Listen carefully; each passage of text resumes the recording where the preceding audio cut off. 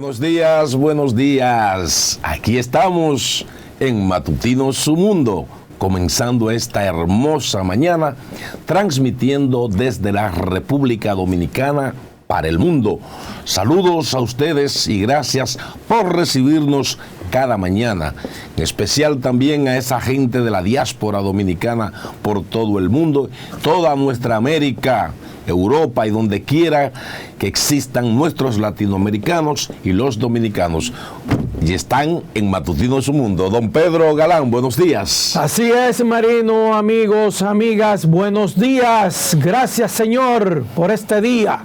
Gracias, Dios Todopoderoso, y a ustedes, queridos amigos, por esa fidelidad de mantenerse siempre fiel a este Matutino Su Mundo, Marino. Esto está complicado. Sí, muy complicado. Esto está complicado. Yo no entiendo, porque mira, ahí está la diputada amiga tuya, Fiordalisa, la de San Pedro de Macorís, la del PRD. ¿Qué le pasa a esa Me muchacha? declaro independiente. Iré a un partido donde me den las oportunidades. Tú supiste inmediatamente, sí, claro. Comenzaron a decir ahí, a ofertarle. ven para sí. acá, ven para acá, ven para acá. Que venga, Que venga. Pero mira, Paliza dio instrucciones ya a que se va a resolver el caso. Dio instrucciones que hay que sustituir al diputado Gutiérrez, que está preso en Miami. Pedro. Preso es 1 año y pico. ¿Y desde cuándo? Hacia eso vamos, Pedro. O sea, Explícame. Justicia tardía es negación de justicia, dicen los juristas en derecho. O sea, era que de inmediato, una vez ese diputado, el más votado del PRM en Santiago, una vez se le demuestra que se le encontró aquel cargamento, se demuestra en Estados Unidos que está vinculado al narcotráfico, lo extraditan prácticamente, o sea, está preso con todas las pruebas. No era para que de inmediato el gobierno dominicano, la Cámara de Diputados y el Senado inmediatamente lo sustituyeran, pero lo dejan ahí. Y fíjense lo que pasa. Ahora, 1 año y pico más tarde, que Paliza salta con este descaro que el pueblo le ha estado exigiendo, porque hemos dicho antes aquí, Pedro, que a cualquier candidato presidencial lo pueden sorprender presentándole a gente de la sociedad que quieren ayudar con fondos o proyectar una candidatura a través del partido, y para eso el entorno del candidato es el que debe encargarse de filtrar a esa persona. Y cualquier hombre serio que esté en la actividad política puede caer en ese gancho, ¿no?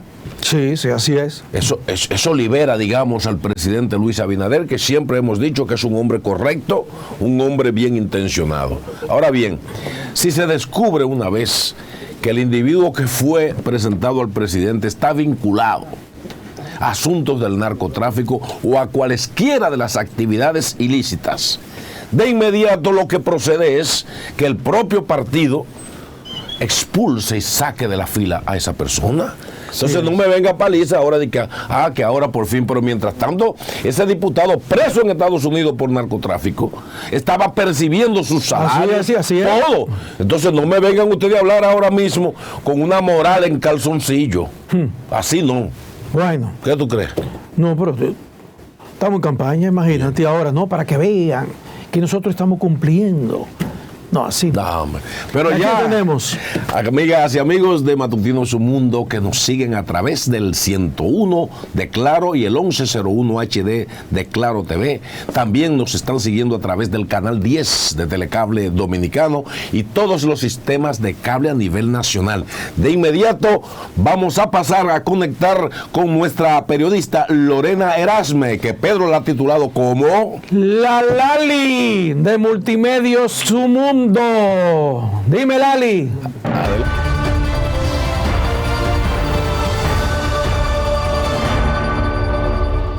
Hoy las condiciones del tiempo se encuentran bajo la incidencia de un sistema de alta presión en el Océano Atlántico Norte, generando un viento del este-noreste que que transporta campos nubosos en ocasiones hacia nuestro territorio, los cuales dejarán lluvias dispersas y ráfagas de viento sobre las provincias de las regiones norte, noreste, sureste, incluyendo el Gran Santo Domingo y la Cordillera Central, desde las horas matutinas y más frecuentes en la tarde hasta las primeras horas de la noche. En el resto del área habrá un patrón de buen tiempo. Mañana jueves continuaremos con la influencia del viento del este-noreste, aportando parches de humedad hacia nuestra área, en adición al acercamiento de una onda tropical que provocará nublados en ocasiones con aguaceros, aisladas tronadas y posibles ráfagas de viento en varias localidades de las regiones noroeste, noreste, sureste, incluyendo el Gran Santo Domingo y la Cordillera Central, especialmente en la tarde hasta entrada la madrugada. Por último, para el Gran Santo Domingo, incrementos nubosos en ocasiones, con lluvias dispersas y ráfagas de viento en la tarde hasta primeras horas de la noche. La temperatura máxima estará alrededor de los 29 a los 31 grados Celsius y la mínima en la madrugada estará entre los 22 y los 24 grados Celsius. Y esto es todo en cuanto al tiempo desde la Oficina Nacional de Meteorología. Jerry Rodríguez les informó. Gracias a Jerry Rodríguez con las informaciones del tiempo desde la UNAMED. De inmediato pasamos al plano nacional y es que senadores de la oposición arremetieron contra el gobierno, al que acusaron de haber fracasado en todo lo que prometió la población en materia de seguridad ciudadana. Deploran la falta de una comunicación precisa para las familias de los desaparecidos. Yulisa Reyes nos amplía más. El representante de Pedernales aseguró que el gobierno del presidente Luis Abinader se quemó en la aplicación de políticas de seguridad debido a que la delincuencia, a su juicio, está comiendo con su dama. El congresista sostuvo que en términos de buen gallero, el presidente de la República subió al país con promesas que no ha cumplido y que por lo visto no cumplirá. En ese orden, cita entre los actos delincuenciales que se han registrado están vinculados con la participación de nacionales haitianos, otro tema en el que el gobierno fracasó. Hoy, la inseguridad ciudadana, no hay cabeza segura. Los atracos, los secuestros, el sicariato. Y no es en un barrio determinado, es en el país completo. Yo diría que deberían de mandarlo para Haití, donde tienen que estar. Otro tema sensible que abordaron es que gran parte de las desapariciones de personas son consecuencia de la falta de seguridad en las calles. Recuerdan que a la fecha han desaparecido unas 221 personas. ¿Hasta dónde nosotros vamos a dejar que esto siga ocurriendo en la República Dominicana? Yo llamo a la atención al Congreso Nacional que si se hace necesario que nosotros iniciemos una investigación con lo que está ocurriendo en el ámbito de los desaparecidos. Todos los años estamos perdiendo cientos de dominicanos que están desaparecidos y que nadie dice más nada luego que están desaparecidos. La falta de seguridad es un tema preocupante para la población, por lo que los senadores esperan que las autoridades empleen sus esfuerzos para responder a la problemática. Yulisa Reyes, Noticias, Su Mundo. Gracias a nuestra compañera Yulisa Reyes por estas informaciones. Por otra parte, diputados del Partido Revolucionario Moderno afirman que las autoridades deben dar un ejemplo con el artista urbano Honguito Guá por la reincidencia en los accidentes de tránsito que involucran personas muertas. Los legisladores dicen mientras otros ciudadanos normales no tienen otra oportunidad, al cantante se le ha dado 5. Julio Calaballo con estas informaciones. Por quinta vez, Elvis Manuel Santos Alcántara, mejor conocido como Honguito Guá, se libra de otro accidente de tránsito. Y esta vez hay un muerto por el medio. Las versiones del cantante urbano están confusas porque sus declaraciones dicen una cosa y los videos otra. Los memes en las redes sociales lo han santificado como el patrón de los choques. Para algunos legisladores, con ese artista hay que poner un ejemplo, no por el choque, sino por la reincidencia. Ahí tienen que aplicarse los mecanismos de investigación suficientes para que con seriedad, con objetividad, sin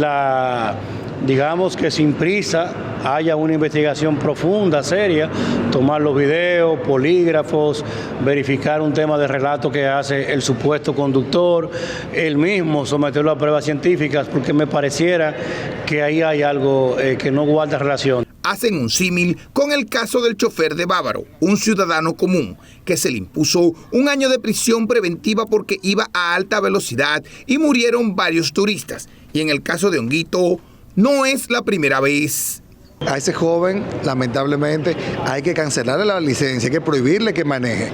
Y un mensaje para Honguito es que él tiene que reconocer que él es una persona, un ídolo para un segmento de la juventud y debe de moldear su comportamiento. Aseguran que si el accidente queda sin aclarar, podría mandar una mala señal a los demás conductores y una crítica a las autoridades por ser flexibles con las figuras públicas y muy drásticos con los demás choferes, como sucedió con Marta Heredia, que impactó a un haitiano en Villa Altagracia y nunca se le sometió. No importa quien sea que cometa una infracción, que pueda pagar con el peso de la ley.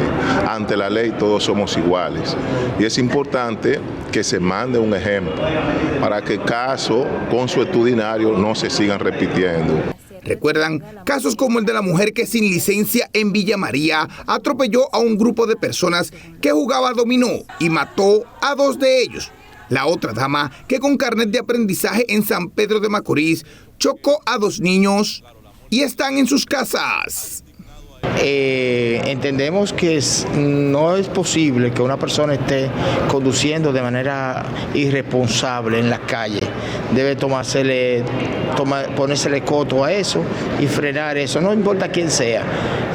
Yo creo que la vida de los transeúntes y la salud de los ciudadanos debe estar por encima de quien sea. En la madrugada de este sábado, Honguito Hua atropelló a un haitiano en un motor en la avenida Duarte y fue liberado. Julio Caraballo, Noticias Su Mundo. Gracias a nuestro compañero Julio Caraballo por estas informaciones.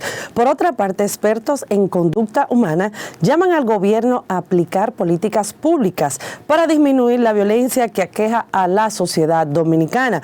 Consideran que el tema debe ser declarado de interés nacional. Nuestra compañera Yulisa Reyes nos amplía más. La violencia es una realidad que vive la sociedad dominicana. El flagelo no tiene estatus social ni edad, por lo que psicólogos y psiquiatras consideran que en el país no hay políticas públicas funcionales que ayuden a disminuir el mal social. La República Dominicana ha fracasado en términos de política pública que tenga que ver con seguridad ciudadana, porque la República Dominicana, todos los gobiernos se han enfocado en trabajar las consecuencias, no las causas que lo originan. Entonces todos los programas que se han invertido han fracasado, por eso no se le ha dado continuidad sostenible. Una mayor inversión económica es vital para que se puedan desarrollar acciones que contrarresten la violencia. Así lo aseguró el experto en la conducta. Aumentar más el gasto social que tiene que ver con los ministerios que están comprometidos con la fiscalización de las políticas públicas en violencia. Preocupados por la situación que se vive en el país, el Ministerio de la Mujer lanzó la campaña Vivir sin Violencia es Posible, con la finalidad de visitar puerta a puerta a más de 600,000 personas en todo el territorio nacional. Vamos a estar hoy, mañana y el jueves en el Gran Santo Domingo y en el Distrito Nacional y también en las provincias de Valverde Mao, Montecristi, Dajabón, Santiago Rodríguez. El Estado tiene que fortalecer lo que son realmente políticas públicas que tienen que ver con esa seguridad ciudadana, que además de propiciar el hecho de que en nuestra Policía Nacional, en nuestro cuerpo castrense, apoyar mucho más, no solamente del bienestar de esos cuerpos que sirven a la ciudadanía, sino elementos que van más allá. Entre las causas a las que atribuyen el incremento de la violencia figura la falta de seguridad ciudadana, la facilidad para portar un arma de fuego y la dificultad para insertarse al mercado laboral. El tema es más complejo de lo que se cree y el blanco mayor se registra entre la población más vulnerable, que corresponde a jóvenes adolescentes. Yulisa Reyes, Noticias, Su Mundo. Gracias a nuestra compañera Yulisa Reyes por estas informaciones. Por otra parte, congresistas de diversos partidos políticos pidieron al presidente del Partido Revolucionario Moderno, José Ignacio Paliza, enviar la terna para sustituir al diputado Miguel Gutiérrez, quien guarda prisión en una cárcel de Estados Unidos acusado de narcotráfico. Vanessa Valdés conversó con ellos y nos amplía más. El vocero del bloque de diputados del PRD, Sauri Antonio Mota, dijo que desvincular al congresista Gutiérrez es una decisión que le corresponde a la Cámara de Diputados. Debería definirlo también el Congreso mismo y lo que establece la ley y reglamento con respecto a lo que ha sucedido. Está claro que ese legislador está en un proceso judicial, que no ha recibido aún una sentencia, pero vamos a ver a la revisión de lo que hay que hacer en el cumplimiento de las leyes. La destitución del legislador preso en Miami es un tema que se viene debatiendo a lo interno del Congreso Nacional desde hace varias semanas. Sí, yo comparto totalmente el criterio del presidente de mi partido, José Ignacio Paliza. Ya debió haberse hecho hace mucho tiempo y todo el que la hace debe ser responsable de sus actos y ser sometido a la acción de la justicia, sea quien sea. En el mismo momento en que un tribunal en Estados Unidos lo declaró incapaz para responder en juicio y frente a la acusación tan seria que hay que pesa en contra de él, la Cámara de Diputados debió despojarse de esa situación. El congresista del Partido Reformista Social Cristiano, Máximo Castro Silverio, informó que la Cámara de Diputados no ha recibido ningún acto jurídico de parte del Partido Revolucionario Moderno solicitando la destitución de Miguel Gutiérrez. Entonces que le manden la disposición al presidente de la Cámara y el presidente entonces considerará ante el hemiciclo si procede a actuar en esa dirección. Miguel Gutiérrez fue detenido en mayo del 2021 en el aeropuerto de Miami. Vanessa Valdés, Noticias, Su Mundo. Gracias a nuestra compañera Vanessa Valdés por estas informaciones. Por otra parte, las medidas propuestas por la Junta Central Electoral para limitar las actividades y el proselitismo no son nuevas. Sin embargo, han encontrado eco en diputados que apoyan el órgano de comicios que busca frenar la campaña a destiempo. Vanessa Valdés nos amplía. A 2 días para que los partidos políticos y el Pleno de la Junta Central Electoral se vuelvan a ver frente a frente para discutir la propuesta de compromiso sugerida por el organismo de comicios, los partidos continúan promoviendo sus aspirantes. El vocero del PLD, Juan Julio Campos, insistió en que en su organización es respetuosa a las leyes. Pero todo lo que tenga que ver con lo que es la democracia, el PLD es como un partido del sistema democrático que aboga por el progreso y desarrollo de este país, entiendo que va a estar de acuerdo siempre y cuando... Los congresistas Fiordalisa Peguero y Hable Melo son partidarios de que se frene el proselitismo. Sí, nosotros sabemos y estamos de acuerdo que los partidos deben de elegir su directiva en los partidos, deben de masificarse, pero de manera comedida, de manera prudente y de una forma que no vaya a entorpecer la paz del pueblo dominicano. Lo primero es que el gobierno está el año entero en campaña. El presidente de la República lamentablemente no le gusta su oficina del Palacio, le gusta la calle y evidentemente lo que se hace en la calle es política. Aunque la Junta Central Electoral realiza esfuerzos para evitar la campaña fuera de tiempo, no dispone de un marco jurídico que obligue a las fuerzas políticas a cumplir las leyes. Pero no hay sanciones. En consecuencia, la Junta Central Electoral tenemos que admitir que no puede hacer gran cosa en ese sentido. Y más más después de la consulta del PLD. Diversos sectores han estado reclamando para que se apruebe un nuevo marco legal que permita imponer sanciones más severas a los partidos políticos. Vanessa Valdés, Noticias Su Mundo. Por otra parte, la vicepresidenta Raquel Peña criticó la forma en que ciudadanos en Santiago y Santo Domingo Este arrancaron los contadores en forma de protesta. Aunque la vicepresidenta reconoce el derecho a la manifestación y la queja, pero considera que algunas expresiones quebrantan la ley. Realmente todo el mundo tiene derecho a ir a reclamar, pero de una manera ordenada, a cada una de las oficinas que le corresponda. Ahora, eso de estar quitando lo que vimos, eso sí yo lo vi también en la prensa ayer, de estar quitando los medidores. O sea, usted está ahí rompiendo la ley, incumpliendo la ley. Entonces vamos a hacer lo propio, lo debido, pero dentro del marco de la ley. La jefa del Gabinete Eléctrico dijo que se evalúa todo lo que hay en el sistema energético nacional, generación, pérdidas y otros problemas. Hasta aquí las informaciones de nuestro segmento de lo más relevante con las informaciones de interés nacional para todos ustedes. Señores, ayer Bolsonaro quería como ya venir con una situación. No, el pueblo. No, y hicieron una huelga de los camioneros pidiendo un golpe de Estado. Así es. Por suerte que Bolsonaro al final dijo que se iba a llevar de lo que dice la Constitución y que él es un ciudadano. Pero en el plano local, señores, poco se ha hablado sobre eso.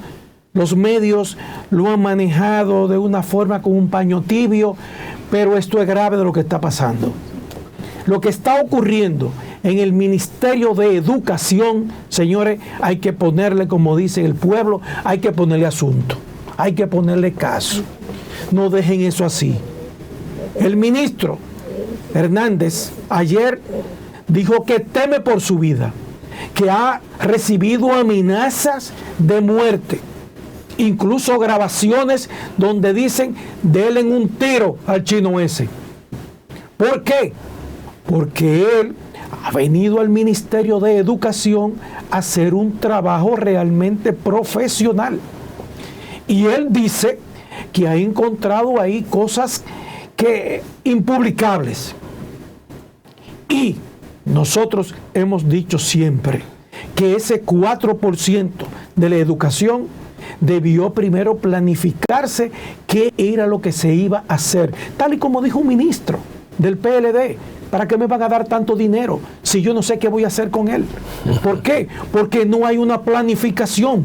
No hemos planificado qué vamos a hacer con ese dinero. Y ahora vamos a recibir 275.388.000 pesos. Dios mío. Y este ministro dice que solamente el 4.8% de ese dinero es que está destinado para la educación, que todo lo otro se va en salario y pensiones. Y fue más lejos. Dijo, si el año que viene no me resuelven lo que es los planteles educativos, renuncio. ¿Por qué? Porque tenemos escuelas de 2014 todavía que los estudiantes están en el piso, en Villa González, en Santiago, en el distrito 0810. Pero también así hay muchísimas escuelas, porque ese 4% no han podido todavía en esas escuelas adecuarla con buenos laboratorios, dispensarios médicos, canchas deportivas, nada. Todo lo contrario, todavía no se han entregado los libros, los textos del año pasado. Comenzaron a entregarlo y eran al 5º curso. Pero él dice que en un almacén en Mano Guayabo hay más de 1.000 millones de pesos de libros que se imprimieron, se pagaron y no se saben qué hacer con ellos. Quémenlo, porque sí, desde el 2018 eso está ahí y nadie sabía eso. Pero no solamente eso, que se ordenaron más de 800.000 butacas y solamente se han entregado 80.000. Entonces, intervenga en ese ministerio. Raquel, encárgate de eso, que yo sé que tú resuelves. Señora, hay mucho. Sí. Pero no sea malo, Resuelve. Pedro. No, Raquel resuelve eso. La vicepresidenta. Sí. Ay, hombre, Raquel. es que ella, imagínate, solamente es la que ponen para que pueda resolver los temas a nivel nacional. Parece que no hay otra persona. Miren, por otra parte, yo quiero tratar brevemente una información, dos más bien. Hay una que es con relación al tema de los desaparecidos. Y es que en el día de ayer el senador Iván Lorenzo dio unas declaraciones de que él no descarta, el senador, de que el tráfico de órganos esté detrás de lo que son de las personas desaparecidas, una red de órganos. Y es lo que se ha estado denunciando desde hace mucho tiempo, aunque tal vez no con el carácter que se necesita para denunciar esta parte. Claro, hay que investigar a las autoridades policiales qué es lo que hay detrás de las personas desaparecidas, porque van más de 10 personas en los últimos meses que no se sabe nada. Es como que si la tierra se les tragara.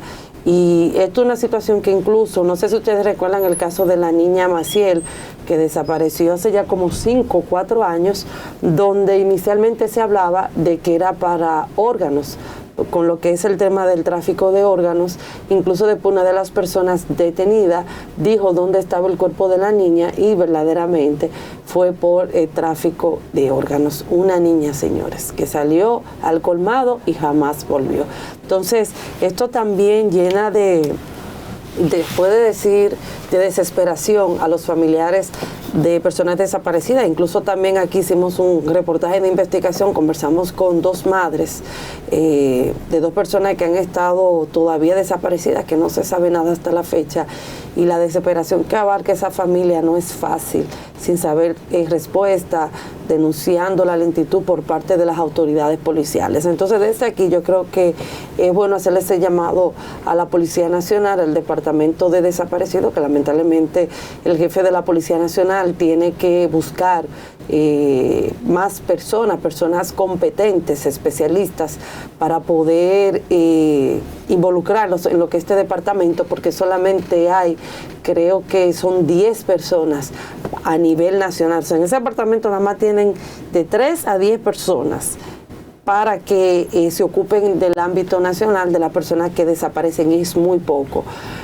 Cuando fui y abordé este tema con el vocero de la policía, Diego Pesquera, incluso él me explicó de que iban a tomar los elementos, incluso hasta tecnológicos, para poder fortalecer este departamento, pero hasta la fecha todavía todo ha quedado así. Miren, otro tema que quiero abordar brevemente es Santo Domingo Este, mi municipio. Señores, Santo Domingo Este está lleno de basura. Los apagones ya no se aguantan, pero también el tema de los hoyos en la calle.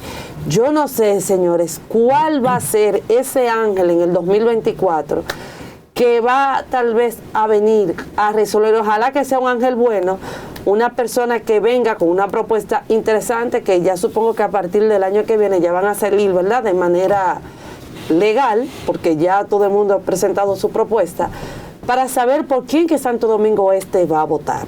Porque yo siempre he dicho que el último que hizo algo por Santo Domingo Este, en paz descanse, fue Juan de los Santos, mejor conocido como Juancito. Hemos visto que, por ejemplo, el Alfredo Martínez, el Cañero, no hizo nada. Debajo de él había un parque que estaba lleno de matas, lleno de hierbas, de basura, y él no hacía nada, y también sin luces, teniendo los bombillos para que pueda iluminar el parque, ni siquiera tenía los bombillos. Entonces, ahora mismo tenemos al actual alcalde, Manuel Jiménez, el cantautor, que vive en una musa, que tampoco ha hecho nada. Lo que dicen que con la basura, que el tema de los camiones, que todavía esto, siempre buscando pero y siempre señalando al PLD. Entonces, yo no sé cuál fue la sal, porque tengo que decirlo así, la sal que le cayó a Santo Domingo Este, que no da pie con bola con un alcalde que le duela a Santo Domingo Este. Entonces, yo desde aquí también le hago un llamado a la población de Santo Domingo Este, que cuando venga una persona a presentarnos, un político, un candidato, una propuesta, señores, escuchen bien, no se lleven del picapollo, que de los 500 pesos, que de la cédula y el pote de ron. Escuchen bien la propuesta para que después no estén lamentando todo lo que estamos lamentando. Hoyos, apagones y también la basura, aunque los apagones le compete más a EDES. Surún resuelve eso, Surún. También. Sí, ay, no. Surún va para allá. ¿Para dónde? Alcalde. Pero mira, señores, la Marino, vicepresidenta, la vicepresidenta, señores. También la vicepresidenta. No, ya puede. Puede la vicepresidenta. Ay, Dios mío. Gracias, Lorena, Pedro, amigas y amigos que siguen este matutino Zoom. Brevemente quiero referirme así al tema de la demanda que hizo en Estados Unidos Rafael Linares, el gran comunicador, contra Guido Gómez Mazara, que durante mucho tiempo estuvo siempre en el tapete, acusándolo por difamación, y incoó contra Guido Gómez Mazara una denuncia que finalmente no prosperó, aunque fue instrumentalizada en Estados Unidos por difamación.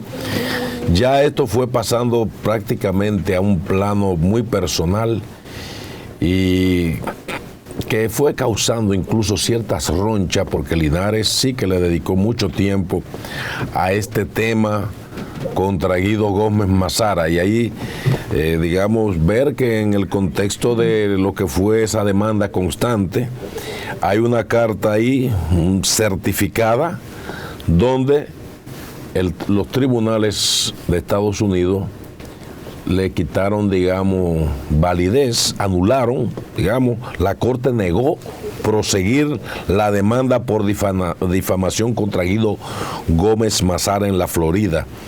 La Corte, de hecho, incluso anuló el caso.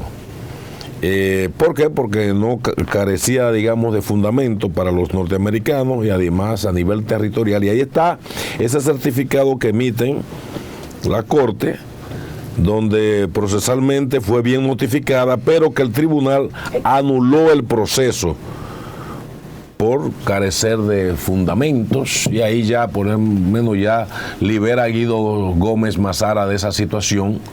Y yo creo que es un buen momento y también para ver cómo volvemos a la paz y a la tranquilidad. Por otro lado, y finalmente, señores, esta sociedad dominicana está sometida, señores, a una situación de caos emocional. Señores, la neurosis que está desarrollando el dominicano durante estos años de caos social, canasta familiar elevadísima, las carencias en los servicios, los problemas, señores, de la tarifa eléctrica que están abusando, señores. Cuando una empresa tiene que pagar 150,000 hasta 200,000, 300,000 pesos por servicio de luz y apagones, lo que está creándole problemas. Pero lo más grave es, señores, que el empresariado dominicano, la mediana, pequeña empresa, le es incosteable sostener, señores, su producción por los tantos impuestos que está pagando.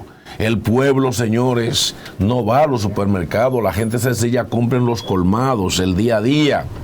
Y por más medidas que se anuncien de que los precios están bajando, el empleado pobre compra en el colmado porque el colmado le da crédito y le fía, y aquello es lo que vale 50 pesos en un lugar, en el colmado vale 100, o sea, es el doble. Entonces, encima de eso, señores, salir a las calles desde las 5 de las mañanas. Ya el caos en las ciudades dominicanas es insoportable. Usted permanecer en una fila de automóviles 20, 30 minutos sin poder movilizarse, y los semáforos inteligentes anulados, porque te encuentras entonces que en avenidas, por ejemplo, como la John F. Kennedy, la 27, donde los semáforos están bien, te encuentras unos agentes de tránsito dejando pasar más a una línea, y se le importa durar 20 minutos solo dejando correr una línea mientras la otra se acumula, y es la desesperación de los choferes tocando bocina. Entonces, todo este caos al que está sometida la sociedad dominicana con esta locura del transporte, no han dado pies con bola en el manejo de esta situación. Las unidades de emergencia del 911, las ambulancias, no hay prioridad en el tránsito. Esto es un caos lo que está viviendo la República Dominicana. Aquí no hay corredores de preferencia. En caso de que una ambulancia venga con un enfermo, con un grave herido, va a morir en el acto, porque aquí no circula. Esto es una locura por la que ningún gobierno, ningún incumbente ha podido resolverlos. Entonces, esto suma al estrés. La gente anda muy sensible en las calles, a punto de que solamente mire lo mal para que saque un cuchillo o un machete o un revólver o pistola. Entonces, esta situación está degenerando violencia, porque ya hay una violencia económica de inflación, hay una violencia económica de bajos salarios y de descompensación entre inflación y los salarios que percibe la gente. La gente compra menos con el mismo dinero que la inflación se ha tragado. Encima de eso, escuelas sin butacas, niños estudiando debajo de árboles. Caramba, hacemos un llamado a la sensibilidad del gobierno para que piense que esta población, que el pueblo dominicano no puede seguir sometido a tantos niveles de estrés. Por favor, ¿hasta cuándo? Así es. Bueno, Marino y Pedro, es tiempo de una breve pausa comercial. De verdad hay muchos temas que tratar y las cosas que se están viendo en este país es muy lamentable. Y nada de eso va a cambiar, ¿eh? Nada de eso. Estamos en campaña ya, Marino. Bueno, en este momento pues ya tenemos nuestra invitada de este día. Ella es Emma Boden, ella es directora del Distrito Nacional de la Pastoral Arquidiócesis en el plano de la salud, y le damos la bienvenida a este matutino Su Mundo. ¿Cómo se siente? Muy bien, feliz de estar aquí con ustedes. Ay, pero una iniciativa muy bonita, Marino. Claro. Sí, Marino. Darle la bienvenida. La Iglesia Católica tiene históricamente, desde antes del Concilio Vaticano II, ha tenido toda esa preocupación social en todas sus bulas papales y para todos los sectores, porque la Iglesia es múltiple y es plural. Entonces el tema de la salud, háblenos para que nuestros televidentes que le están siguiendo a través de Matutino Su Mundo se enteren de cuál es la visión pastoralista de la Iglesia Católica sobre el tema de la salud, al tiempo que aprovecho para saludar a mi amiga Sor Trini. Excelente. Fíjate, me gustó la introducción que hizo, porque la Iglesia Católica, usted menciona el Concilio Vaticano II, pero es desde los inicios de la Iglesia. Si nos vamos a San Pío, a los inicios de la Iglesia, los hospitales fueron fundados por la Iglesia Católica, los primeros hospitales del mundo, los primeros hogares de ancianos fueron creados por la Iglesia Católica. Es decir, que hay una tradición en el mundo de la salud. Fuimos porque soy iglesia, como iglesia fuimos los pioneros en la creación del mundo de la salud, de la atención en la salud. La atención pastoral, la pastoral de la salud, es la acción pastoral de la iglesia en el mundo de la salud. ¿Qué es una pastoral?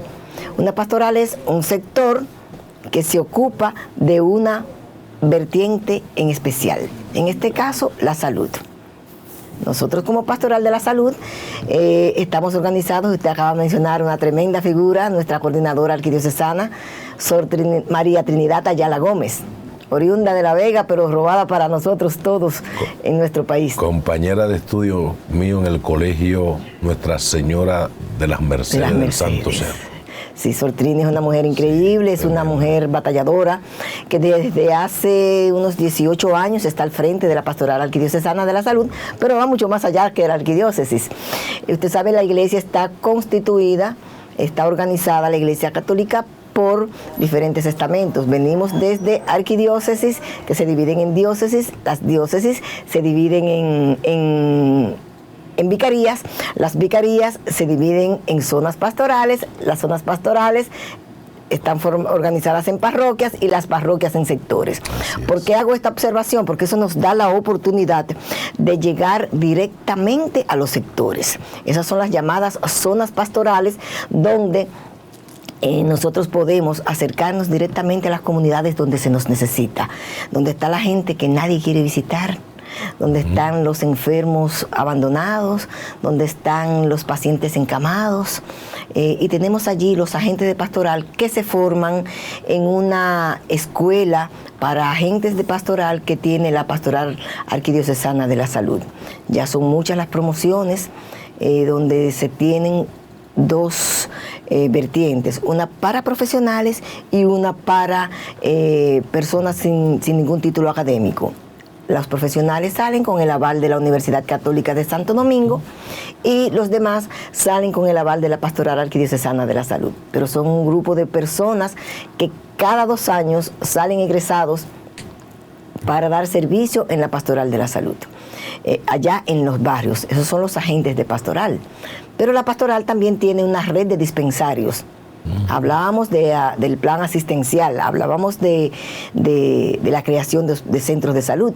Pues bien, la pastoral tiene una red de unos 150 dispensarios dispersos en toda la arquidiócesis de Santo Domingo. Estos dispensarios, que ya les llamábamos dispensarios, hoy somos centros de atención primaria enmarcados dentro del nuevo marco legal de nuestra salud pública. Somos centros de atención primaria y 2 de ellos son de segundo nivel de atención, que tienen ingresos. En estos centros estamos totalmente habilitados según las normativas del Ministerio de Salud Pública, nuestro organismo rector en salud, y damos servicios de atención primaria, primer nivel, que incluye lo que es todo la atención primaria. Tenemos más de 500 UNAPs distribuidos en estos centros de atención. Allí llegamos a través de esos agentes de pastoral, nos refieren el paciente, además del servicio, el mismo paciente corre la voz y vivimos siempre llenos de pacientes, dando la parte asistencial. Pero hay una parte sumamente importante. Yo como salubrista, médico salubrista, epidemiólogo, la parte preventiva es elemental. Hacemos campañas de captación de pacientes crónicos, hacemos, llámese pacientes hipertensos, diabéticos, que son el 63% de la mortalidad de nuestra población. Wow. Y andamos por ahí, no sabemos que somos diabéticos, hipertensos, y nos damos cuenta cuando vamos, de repente tenemos una urgencia y llegamos y tenemos cifras, a veces los riñones ya deteriorados y así por el estilo.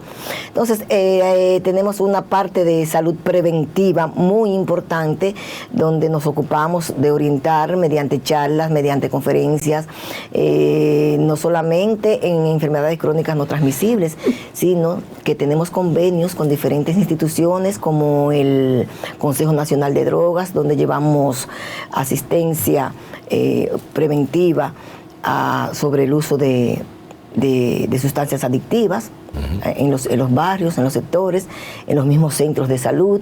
Tenemos la parte de salud mental, que se ocupa mucho de esto. Es tan importante actualmente. Sí, y aprovechando la parte de salud mental, allá en la sede central de la Pastoral Arquidiocesana de la Salud, tenemos un centro modelo de salud mental.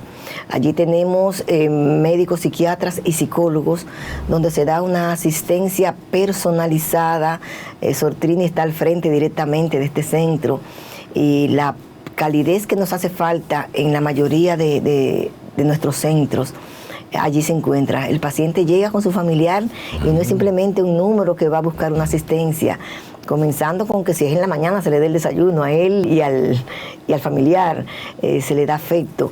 El paciente recibe la asistencia médica o psicológica, que dependiendo de sus necesidades, pero recibe esa calidez y ese seguimiento permanente que tanta falta nos hace como pueblo, y más a los enfermos mentales. Qué bueno. Mi pregunta va basada, por ejemplo, ¿cómo ustedes hacen los levantamientos? Yo sé que tal vez la voz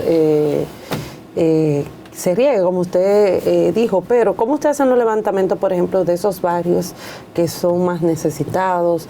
¿Qué tipo de servicios necesitan más? O sea, ustedes hacen un levantamiento previo, supongo, sí, para ustedes poder llevar a cabo esta interesante y hermosa labor que hacen. Sí, como bien le decía, realmente estamos en todos los sectores. En todos, ok. Cada parroquia está sectorizada y las parroquias están en toda la geografía. Las parroquias están sectorizadas. Yo pertenezco aquí a la parroquia Divina Providencia, que es aquí cerquita, ¿verdad? Nosotros tenemos, que por cierto tiene un dispensario. Yo lo dirijo. ¿Usted que dirige el dispensario? Estamos a sus órdenes. Ah, qué bien. Estamos cerquita, estamos a su disposición. Nuestra parroquia está dividida en 9 sectores.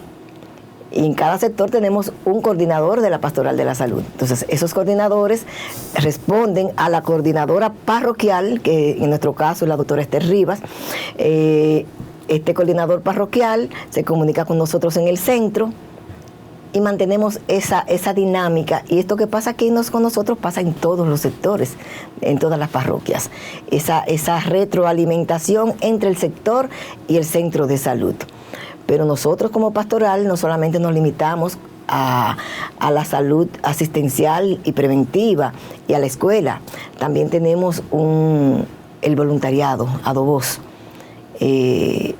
Somos los pioneros en la formación de voluntariados y realmente es hermosa la labor que hace un grupo de damas que asisten y que buscan recursos, porque sabemos que no tenemos recursos. Nosotros somos asociaciones sin fines de lucro, no tenemos asignaciones estatales y funcionamos con la buena voluntad de los demás. Y realmente las voluntarias hacen una labor inmensa de captación de recursos, de colaborar en la parte asistencial, orientando a los pacientes, guiándolos. Y esas son de las labores que también la Pastoral de la Salud hace, conjuntamente con los ministros de la Eucaristía, asistiendo la parte espiritual, que son los que llevan la Sagrada Comunión a los enfermos encamados. Mira qué bien, ahí te va el reverendo Padre Cecilio, mi amigo. Sí. Estuvo en Nuestra Señora de la Fe también. Sí, ahora estamos con el Padre Mario de la Cruz Campuzano, que es el vicario de la Pastoral Familia y Vida, además. Mire, doña Emma, le digo doña Emma porque así se llama mi madre también, Emma. Qué privilegio. Qué privilegio, solamente ustedes no lo conozco. Fíjese, anteriormente, se lo digo porque tuvo una tía que era salesiana y era de las Hermanas de la Caridad. Falleció hace poco y estaba en Monseñor Panar en La Vega. Pero anteriormente las monjitas eran que dirigían la salud en los hospitales. Yo recuerdo que iba desde niño, iba a visitarla al hospital Luis Morillo King, en La Vega. En un momento dado desaparecieron ya en los años 90 y las cosas cambiaron totalmente en los hospitales, porque había orden, limpieza y se le atendía realmente. Más o menos ese es el principio que ustedes han retomado para llevarlo a las parroquias. Mira, es lamentable que se haya sacado, porque decirlo un buen dominicano. Sí, la sacaron a las monjas de la administración de los hospitales. Entendemos que políticamente era una retranca, claro, para los fines políticos, aunque sí, es un tema que no debemos tocar, ¿verdad?, como iglesia. Pero realmente la integridad de las monjas, la organización reconocida por ellas, por todos en ellas, mantenían a los hospitales financieramente bien administrados, buenos fondos bien administrados y con una higiene y una organización excelente. Es lamentable. Realmente sí, es parte de lo que ha sido la iglesia tradicionalmente. Las monjitas son un reflejo de lo que es la iglesia. Son lo que llamamos monjitas, ¿verdad? Son las consagradas.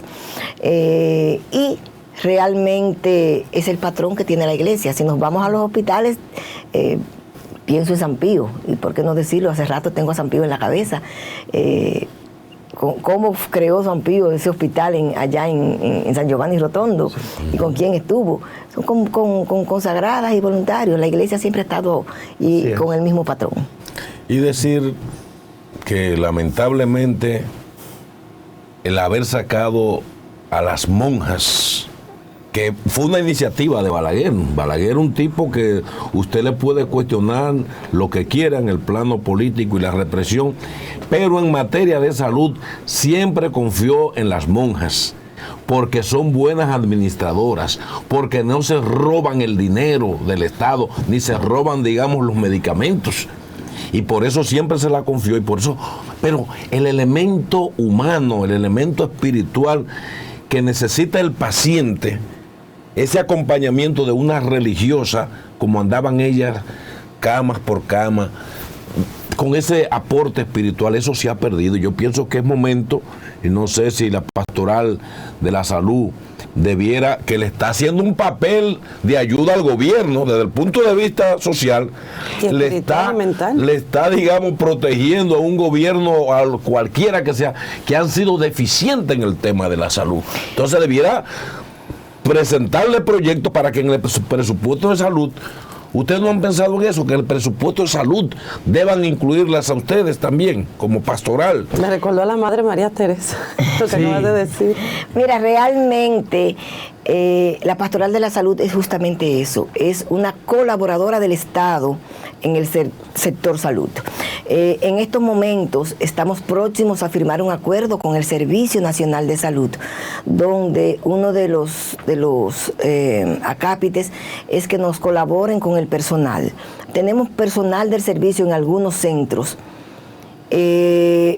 pero el personal administrativo, los servicios básicos los tenemos que pagar buscando. Y somos eso, unos colaboradores en todos los sentidos en el sector salud, y siempre lo hemos sido. Usted acaba de mencionar hace un momentito esa parte espiritual. Hoy los médicos le llamamos, y está en la ley contemplado, la calidez del servicio de salud. Buscamos calidad y calidez. Es la parte espiritual, claro. esa parte amorosa, esa parte que no es simplemente el número, que el paciente no sea un número de cama, sino que sea un ser humano, y que lo veamos no técnicamente, y que en nuestros países, mientras más desarrollados estamos, más se pierde. Pero realmente ese es uno de nuestros roles. Y la pastoral ha estado acercándose a algunos hospitales en determinadas ocasiones. Por ejemplo, en una ocasión estuvimos en el Hospital de la Policía Nacional y se formó a varios miembros del personal en la escuela de pastoral, de agentes de pastoral. La llevamos allá con la finalidad de ir sensibilizando al personal de los diferentes hospitales. Y es un proyecto que tenemos y le presentamos a los diferentes autores y representantes del sector salud gubernamental para ir sensibilizando a los médicos, enfermeras, a todo el personal de salud de los diferentes centros del Estado. Gracias, doctora, por estar aquí con nosotros. Saludo a Sor Trini, que es una religiosa entregada a su misión y a toda esa vocación hermosa que tiene ella, también hermana del padre Ayala. Sí. Un gran hombre, y que, caramba, el gobierno entréguele los hospitales a la iglesia como lo hizo Balaguer. Sí. No quieren que roben, sí, y que la medicina le llegue al pueblo, entréguensela a la monja. ¿Tú sabes contar? No cuente con eso. En este momento, pues tenemos el segmento de finanzas, Su Mundo, con Digna Paulino, la especialista en finanzas, y con ella pues vamos a tratar temas interesantes con relación a este tema. ¿Qué nos trae Digna en el día de hoy? Saludos, compañera. Hola, mi querida Lorena. Yo feliz de poder compartir con ustedes. Y es que hoy precisamente quiero hablar del contraste que hay entre las declaraciones, ¿verdad?, que dio el gobernador del Banco Central el día pasado en la reunión anual que sostuvo con el Banco Mundial y otras organizaciones internacionales respecto a la recuperación económica y a la proyección del cierre de la economía dominicana con un PIB en un 5% y una inflación en un 7%.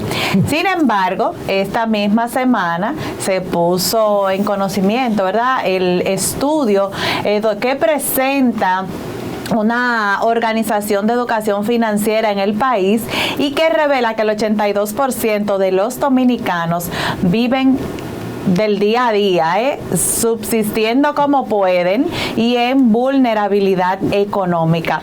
Y es que precisamente de eso yo les hablaba la semana pasada. Sentimos, ¿verdad?, otro efecto muy diferente a lo que revelan nuestros organismos locales, ¿verdad? Banco Central, por ejemplo, la persona del gobernador, a lo que nosotros sentimos en el bolsillo. Decimos, ok, ¿cómo es que estamos creciendo económicamente, pero yo no lo siento? Y precisamente este estudio nos revela que el 82% de los dominicanos se encuentra en una situación económica precaria y que si se ven de repente sin su ingreso principal, pues lamentablemente el dinero que puedan tener ahorrado, los que tienen, no le alcanzaría ni siquiera para cerrar un mes. En días pasados, en una de las sesiones de coaching que realizo, hago una dinámica con los participantes y le preguntaba a uno de los participantes, si hoy tú te quedaras sin empleo, ¿cuánto tiempo te alcanzaría ese dinero que tú tienes ahorrado para vivir? Y me dijo, bueno, hasta que me muera, si me muero mañana. Y eso revela definitivamente la situación de muchos dominicanos, ya lo dijo el estudio, el 82%.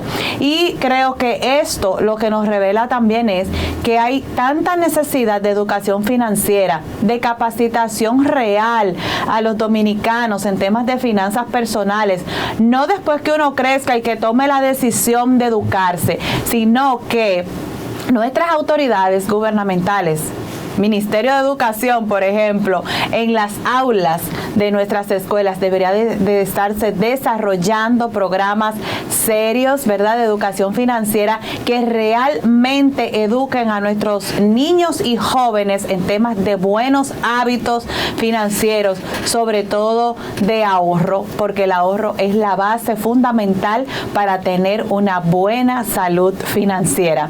Así que tome cartas en el asunto, siempre siga los consejos que traemos acá en este segmento de Finanzas en su Mundo, y también puede conseguir más información a través de nuestras redes sociales, donde tenemos material y contenido totalmente gratuito disponible para usted, para que elabore su plan de crecimiento financiero y que ese plan de crecimiento financiero sea viable para su futuro. Hasta una próxima entrega en su segmento Finanzas su Mundo. Y es momento de presentar nuestro próximo invitado de este día. Él es el economista Héctor Guiliani Curi y le damos la bienvenida a este Matutino Su Mundo. ¿Cómo se siente? Muy bien, muchas gracias por invitarme. Gracias a usted por estar con nosotros. Licenciado, sabemos de su expertise en la materia económica y el análisis. Y nosotros aquí en Matutino Su Mundo tratamos de que la gente del pueblo pueda entender lo que son las macrovisiones económicas y también la cotidianidad de la gente, que es la microeconomía, donde la gente ve reflejada si hay equidad o no entre un crecimiento que se ha estado anunciando que somos uno de los países con mayor crecimiento y que con relación a otro estamos mejor, y la gente siente, al no entender las explicaciones económicas, cómo eso no se refleja en sus mesas. ¿Cómo usted ve el análisis económico actual del país? ¿Hacia dónde vamos y cómo podemos tener, digamos, una equidad, que la gente perciba esa bonanza de la que tanto se habla?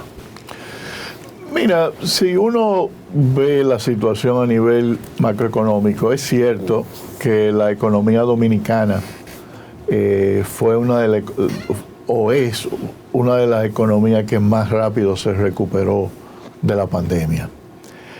Su crecimiento fue sorprendente.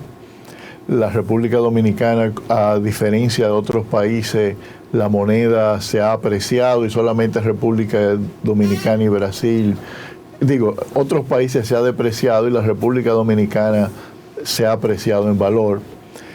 Es cierto también que la inflación aumentó. Ahora bien, la República Dominicana ha sido una economía de alto crecimiento a través de su historia. Ahora, usted toca un punto muy fundamental que la gente no lo siente en su mesa ni lo siente en su vida diaria. Y eso también es cierto, porque aquí hay grandes desigualdades en el ingreso. Fruto de políticas públicas poco efectivas, principalmente, mire el caso de la educación. Aunque se han hecho progresos con desayuno escolar, básicamente el sistema educativo de la República Dominicana está condenando principalmente el público, a los dominicanos a la miseria. Y evidentemente toda esa generación que sube a través del sistema de escuela pública no siente que hay progreso alguno. También, por ejemplo, en su diario vivir, con la seguridad, el transporte, esos son factores que evidentemente el dominicano diariamente ve que no hay cambio alguno. Y los gobiernos, inclusivo, han sido completamente inefectivos, ineficaces en mejorar, por ejemplo, la calidad de la educación pública, la calidad de la seguridad, en las viviendas, etcétera, etcétera. Ahí voy, señor Curry, porque por ejemplo, la calidad de vida del dominicano se ha achicado o mucho, porque todo está más caro, como decía mi compañero Marino cuando le dijo a nivel nacional cuál es su parecer, porque por ejemplo tenemos el incremento de la canasta básica, el incremento de la energía eléctrica, el incremento de los combustibles, o sea, un sinnúmero de elementos, pero entonces tenemos un sueldo que cada vez se va achicando, y tiene que ser la población malabares, o sea, para que pueda sobrevivir. Por ejemplo, la canasta básica está señalada que cuesta aproximadamente 25,000 y 30,000 pesos, o sea, normal para una familia de clase media. Entonces, y aquellos que ganan 10,000 pesos, 15,000 pesos, ¿cómo se hacen? Me gustaría hacer su parecer, o sea, con lo que está viviendo la población. Okay. Mira, en realidad lo que ha ocurrido.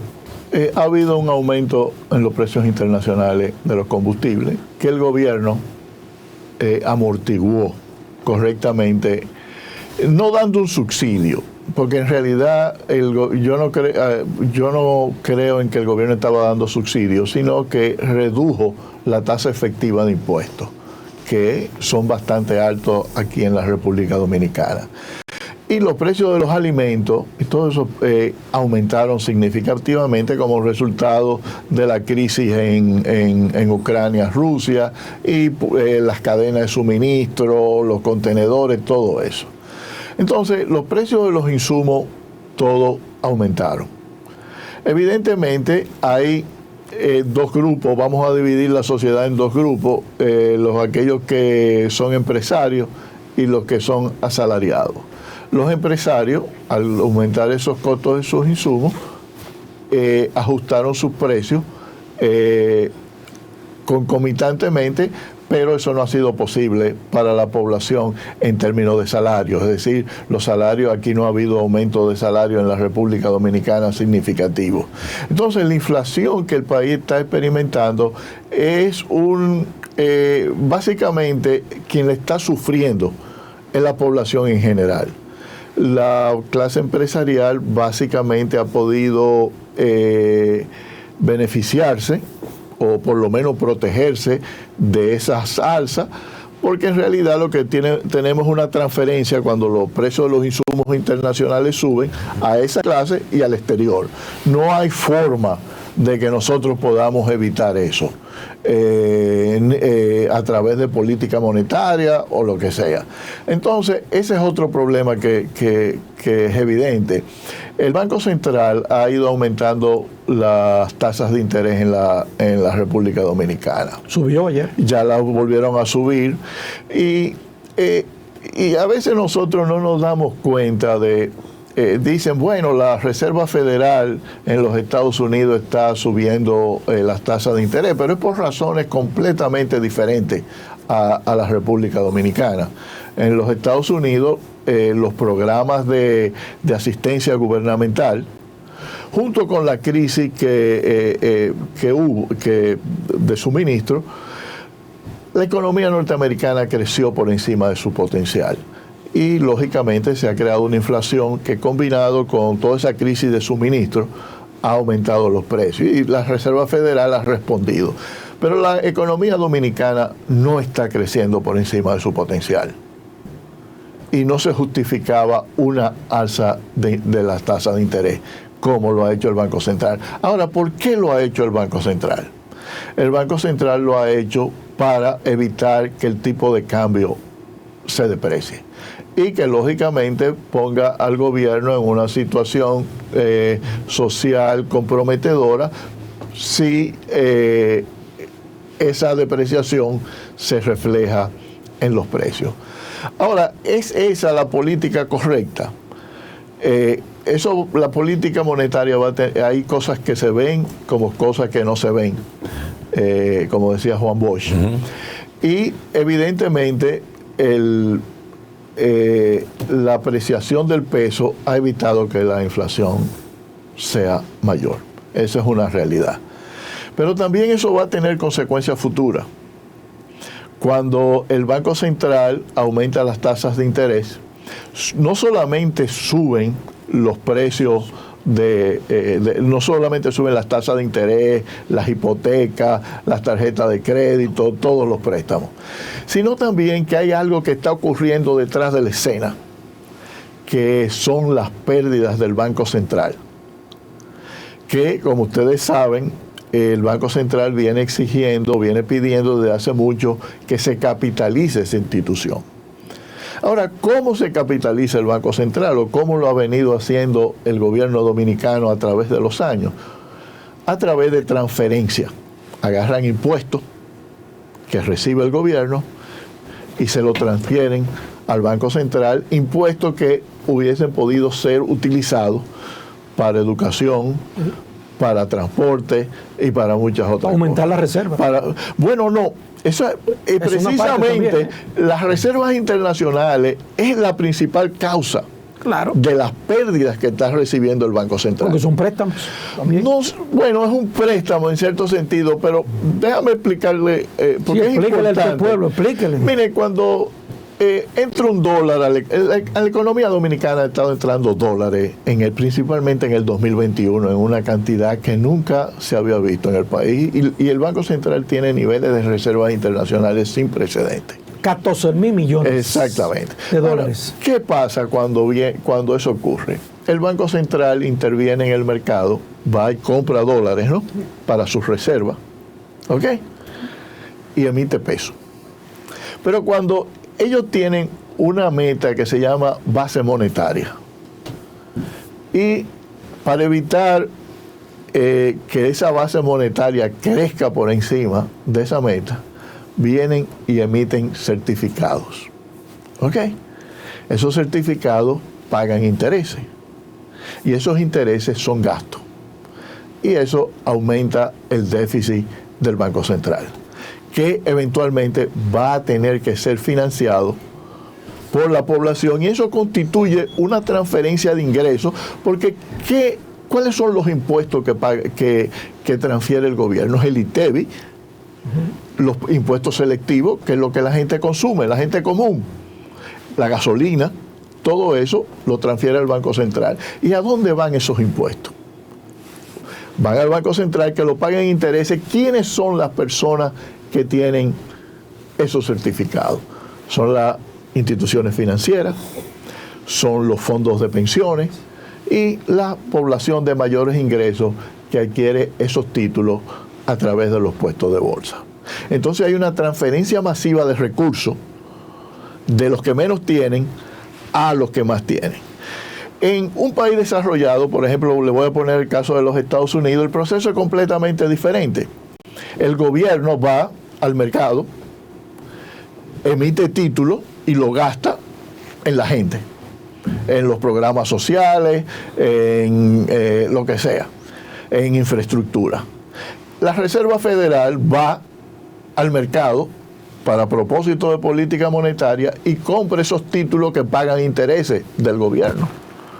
Entonces, para ello, ya la población ha recibido un beneficio de ese gasto gubernamental y la Reserva Federal compra esos títulos por los cuales también reciben intereses.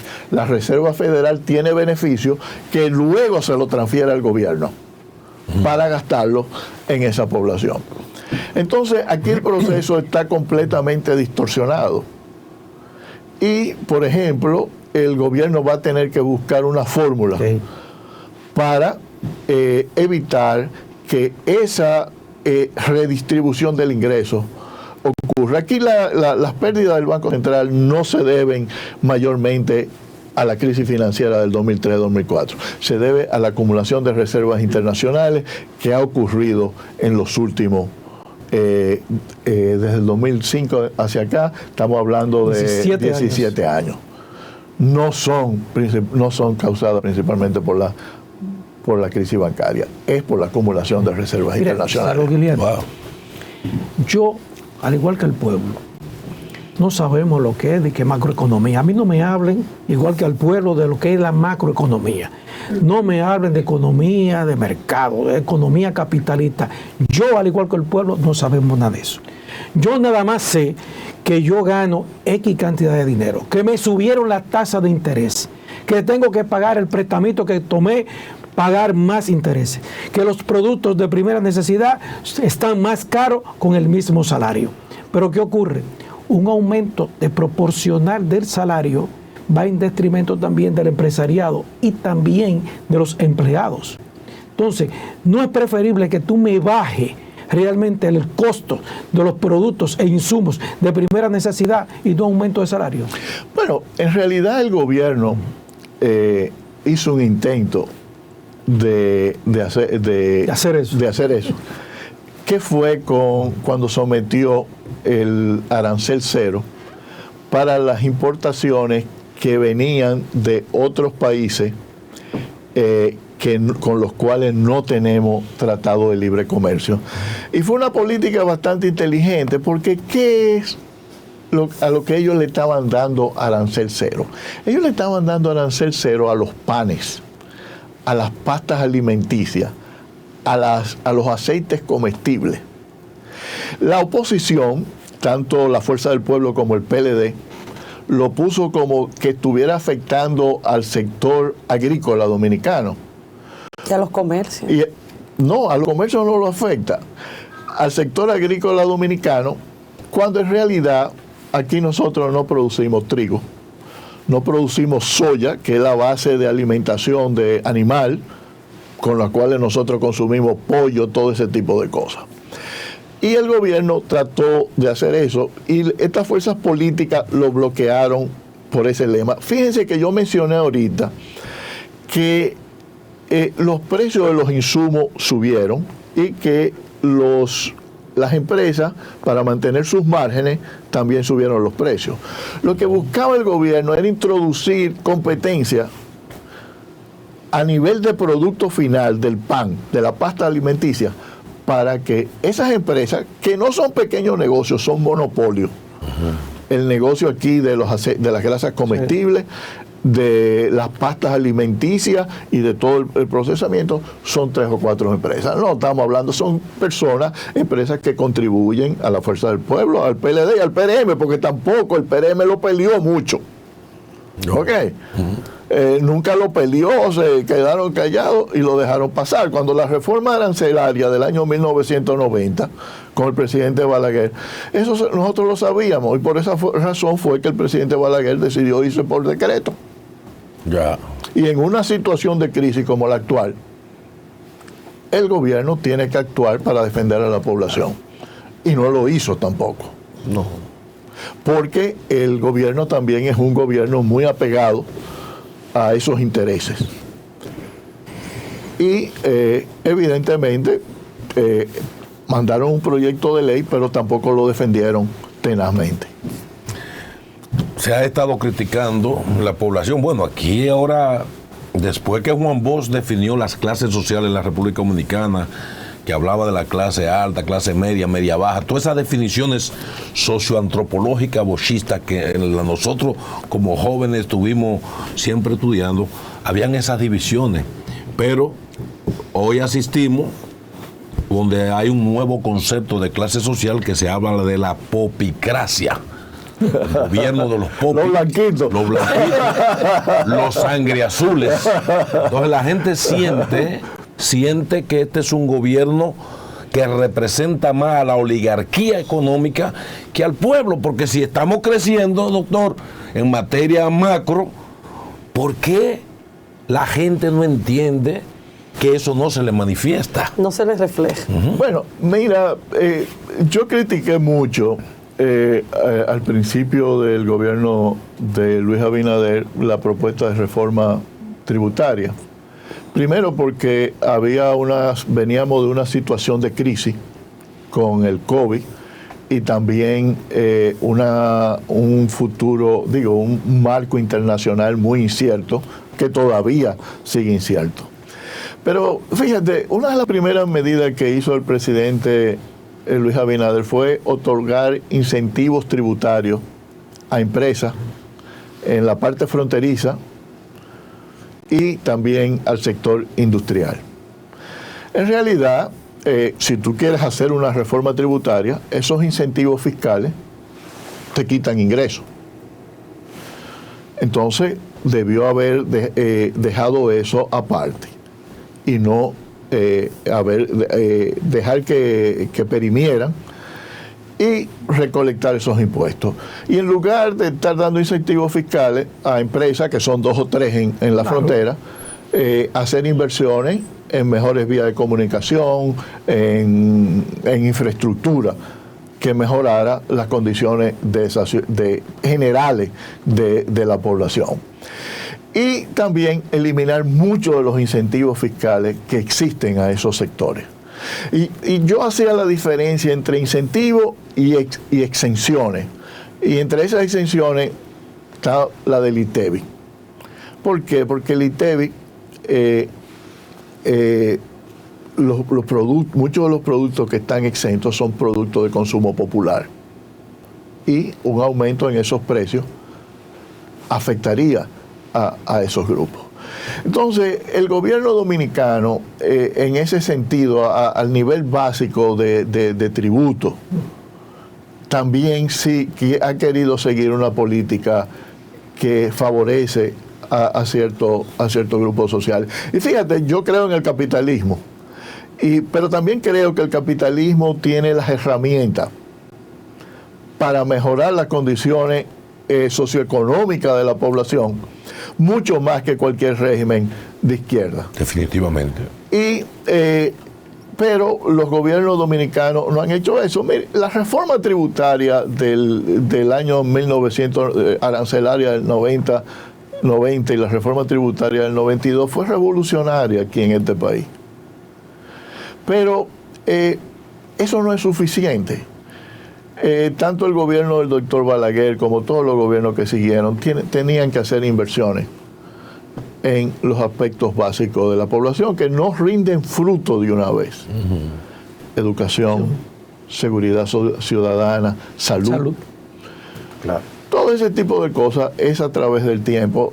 Y si usted ve el comportamiento de los sucesivos gobiernos, coja el caso de educación y el 4%. Ese es el desperdicio más grande de dinero que hay en la historia de la República Dominicana. ¿Se ha beneficiado la población? No, se ha beneficiado un grupo de la ADP. Y lógicamente el presidente Abinader nombra a un ministro que no busca procurar, que no es político. Sí, o no procura mejorar la calidad de la educación en el país. En la realidad, lo mismo hizo Danilo Medina. Leonel Fernández dijo, bueno, no lo va a resolver, pero tampoco hizo nada, el 4%. Y estamos condenando a la miseria a miles de dominicanos. Y esa es la realidad. Y nosotros no hemos visto el factor determinante de cuál va a ser tu ingreso futuro es la educación. Y hay un estudio que precisamente hizo la fundación de Leonel Fernández, Funglode. No lo hizo Funglode, parece que fueron unos académicos norteamericanos que lo publicaron en los Estados Unidos. Y decía, los resultados de esa investigación mostraban que lo que llevaba más a una gente, a una persona a ir a la escuela, no es el desayuno escolar. ¿Sabe lo que era? Ver cuál sería su nivel de ingreso en el futuro, cómo la educación mejoraría. Pero eso solamente te asegura que tú vayas a la escuela. Sí. No que tú vas a tener una mejor educación. Y el gobierno dominicano no ha enfrentado de manera categórica ese problema. probablemente porque no tiene frutos políticos inmediatos. Las personas que reciben esa educación son niños, son personas sin voces, sin voto. Y de escasos recursos. Y probablemente, y de escasos recursos. Que influye más todavía. Y entonces, al mismo tiempo, tú tienes unos programas de ayuda social que le pagan a sus padres para que esas personas, para inducir que esos niños vayan a la escuela, ¿no? Pero ellos están recibiendo esa ayuda, pero en sus hijos no se está reflejando en un mejor ingreso futuro. Gracias, licenciado. Usted de verdad que muy edificante en su análisis. Y llano. Lo lleva a lo social, a todo. La gente, hasta yo, porque yo tenía una teoría que decía que los economistas dicen con palabras que no entendemos cosas que ya sabemos. Le agradecemos su presencia aquí y están siempre abiertos los caminos de esta multimedia, su mundo, para cada vez que necesite. Muchas gracias. De inmediato, señores, quédense con nosotros que vamos a transmitir directamente y en vivo con Vanessa Valdés desde la calle. Adelante, Vanessa Valdés. Gracias, así es. La República Dominicana continúa liderando como el primer país del mundo en registrar más accidentes de tránsito.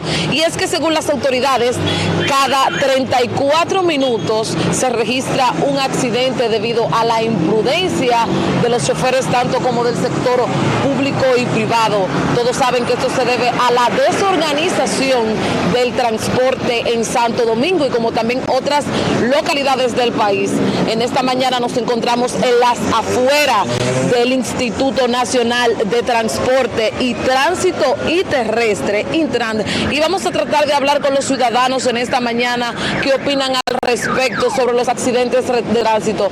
Recordamos que el pasado fin de semana, el sábado específicamente alrededor de las 4 de la mañana, el exponente urbano, mejor conocido como Honguito, accidentó o chocó, mejor dicho, a un nacional haitiano y le produjo la muerte.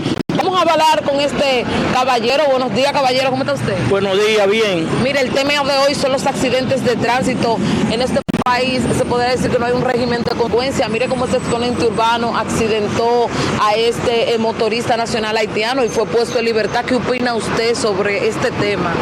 Lo que sucede, el problema es que hay una congestión de tránsito. Entonces la gente no puede casi andar aquí, porque es mucho los vehículos y la gente se estaciona como quiere y entonces eso a veces produce los accidentes. Y el régimen de consecuencia cuando se produce un accidente, vemos que las autoridades probablemente dejan en libertad a las personas cuando pasa ese tipo de acontecimientos. Eso sucede porque a veces hay, como uno dice, hay influencia. Hay personas que tienen muchas relaciones con alguien y por eso a veces sucede eso. Así mismo, ¿su nombre es? Fermín. Muchísimas gracias, Fermín. Vamos nosotros a seguir hablando sobre el tema. Puedes panear para acá, nos encontramos desde las afueras del Intran. Vamos a seguir abordando a los ciudadanos en este sondeo sobre los que son los accidentes de tránsito que ocurren acá en Santo Domingo. Buenos días, caballero, ¿cómo está usted? Un placer.